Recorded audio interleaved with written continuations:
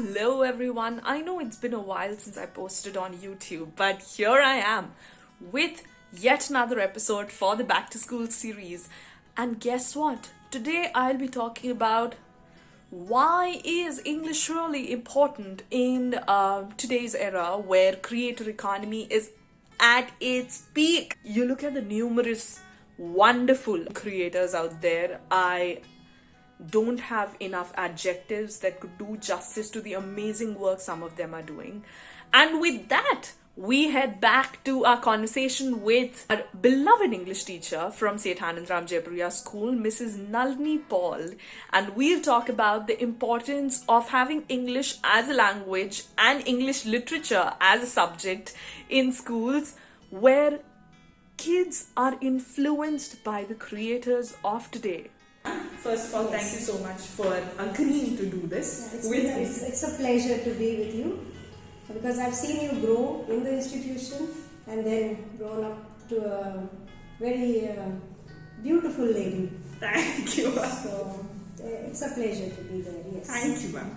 So, ma'am, in a booming creator economy where memes and viral videos endorse freedom of speech and dialect, how important has it become to reinstate the fundamentals of English language for students who are exposed to digital media way sooner than we ever were? Yeah, if I talk about English being my subject, I feel that the study of English and especially grammar is very, very important for all kids. Because not only at the school level, at the college level, now they have to have presentations. Yes. And for that, the basic knowledge which a child should have is of grammar, so that they can present themselves, and yes, the self-confidence which they need to develop. And this is what is done at the school level. And I believe and I can feel that the students who were there with us and who are now with us, they are growing up well. Because we see them blooming. We see their videos, we watch their presentations, and we feel good about it because they speak well. And it is only because the foundation has been laid well. Yes. That I will agree with 100%. So, ma'am, as far as I remember, English was always taught in a way that attracted me to the subject. Whether we're talking about Shakespeare plays, the art of storytelling was something that I was always attracted to. And the way we acted out every scene of every play that we've ever read so far, how has this changed over the last 10 years, especially with online classes gaining ground? Not much has changed, although we are doing the same. During our Founders' Day, we take up Shakespeare's plays. Right. Maybe not the complete play, but yes, a part of it. And children enact, and they are good at it. Some of them are really good at learning the speeches, and we feel proud that the children are doing well. So not much change is there, but then yes, the approach in the online teaching, yes, I do agree. There are students who do not join the classes. Teachers are always available. This much I can say. Teachers are always there for the students. But yes, the support from the parents is required, and the students themselves should be ready to join the classes, and the teachers are there to give them the knowledge what is required. But do students hesitate studying English as a language per se? Is there any are there any questions of sorts when it comes from parents? Why should my child pay such importance to English as a specific language? Have questions like this ever? No, never. The parents are always ready for the child to do English because they know it is an important subject. Right. So they have never asked such a question. Yes, I do agree at times, especially the students who are into sciences. Right. They take English as the second language for them because science and maths is their preference. Right. But they also realize that without English they cannot manage. later on in life, That's fair. That is fair. So, ma'am, English language and English literature are intertwined, Right. but they are different subjects. Absolutely. Even when we are talking about board exams, we have to appear for two different exams. We cannot just overlook either of these subjects. While some may fear grammar and the fear to practice the art of Wren and Martin, some may be afraid to explore what Shakespeare had to share through plays or even poetry. How can students overcome the fear of the subject?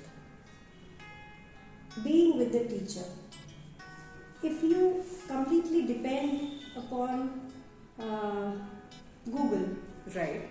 you cannot get into the subject until and unless you have a facilitator. So when you talk about Shakespeare, the way a teacher explains in the class and the child tries to comprehend that goes faster and it becomes easier for the child than him opening the Google and going through the explanation. But then It Google becomes- also, I'm sorry to interrupt you sure, there, sure. but then Google also works in different ways. There are videos available, there are online tutorials available. Right. Like you mentioned that the facilitator is missing, and that's where the teacher comes in. Absolutely. But there are educational videos also available that students avail to their benefit. So how do teachers tackle those challenges where they replace their teachers, school teachers, with online facilitators they find at their beck and call? Yes, I do agree to that they have all the facilities at home. Right. But when a child is in a school, I believe they should be there physically present. Right? And then the rapport which an English teacher develops with the student is at a different level. So she is not only a facilitator, she is also a counselor to them. Yes. This is what my belief is, and I feel very positive. The children are there with us. They do understand the subject much more than what they can do on an Right. online way. That's fair. No, I think the combination of a facilitator and a counselor, like you rightly You're mentioned, is where a school teacher becomes the most important person in your life if you have to ace any exam in life. Yes. So, ma'am, on that note, I'd come to the end of the session where I would ask you my last question. Where we've traveled from a time when we've owned our first Nokia mobile phones in class 12 perhaps, to a time when even a class 5 student has probably an iPhone sometimes, and students rely on school communication sent over WhatsApp now. How has this transition evolved English as a subject over the decade? In terms of how they communicate with teachers, because the way you communicate on social media or through social media communications is vastly different from the way we communicate while we are talking natural spoken English or referring to natural spoken English, or even the language that's used in plays. Has that kind of taken a hit with the exposure to digital media way earlier? Yes, I do find a lot of difference in their writing compositions, because they are more into writing in short forms, like Right. simple as that. When they write you, at times while writing compositions also they just write the letter U. Does that happen? It does happen, and we are going through it, and we keep on telling them why we are discussing the answer scripts with them. We do, and there are so many slang words also which are Right. coming into the composition, especially because they are the long answer questions. Yes. So we do have to guide them. Yes, again I say, as facilitators and as counselors, it's a big job for the teachers now. Absolutely. Thank you so much, ma'am, for this lovely session. It was wonderful to talk to you. Same Thank you here. so It much was for so your nice, time. Varnika, to be with you after a long time. And Yes. all the best to you Thank for you your so future much, ma'am. endeavors. Thank you, ma'am. Thank you. And I know you loved today's episode. So how do you let me know that you liked it?